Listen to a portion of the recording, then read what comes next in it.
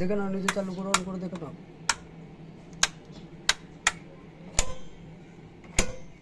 এটা অফ করে দে, এটা খুললাম। আর পুরো অফ হয়ে গেল। তুমি যদি জাম্পার করবো না ভাবো, হ্যাঁ তা তো হবে। পুরো অফ মানে তোমার ট্রান্সফরমারতে শুধু কারেন্টটা থাকবে। তোমার এমনি কারেন্ট থাকবে কিন্তু তোমার শর্টপট বা কিছু চলবে, সব কিছু হবে না। হ্যাঁ বুঝতে পেরেছি। ঠিক আছে, তুই চালিয়ে দেখো না। চালিয়ে দেখে নাও, চালিয়ে দেখে নাও, চালিয়ে কি দেখবো, না, সব নিজে দেখে দেখলাম। না, নিজে বুঝে দেখে নাও। তখন মানে হাই করে দিলে কিন্তু বাই চান্স ইয়ে হলে তোমার কিন্তু ফুটে যাবে এবং গেলে কিন্তু ডাইরেক্ট ট্রান্সফর্মার যাবে। ভালো করে বুঝো কথাটা কি বলছি। ঠিক আছে, তুমি বাজাও নাকি মাল বাজাও না কেউ হও? হ্যাঁ বাজারে সব যাই।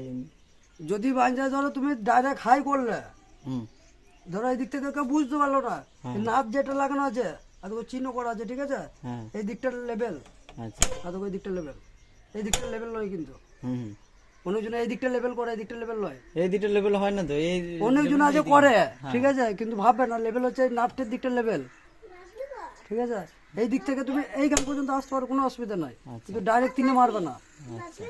তাহলে কিন্তু মেশিন যা থাকবে, যদি 2 মিনিট রেখে দাও চলে যেতে পারে, কারণ ওইটা হাই। কখন দেবে, যখন তুমি স্টেপ আপ স্টেপ ডাউন, এইখানে যে সুইচটা ছিল তোমার, ওই সুইচটা যে যখন হাই লো করতে, হ্যাঁ তখন এটাই দিকে মারবে তিনে।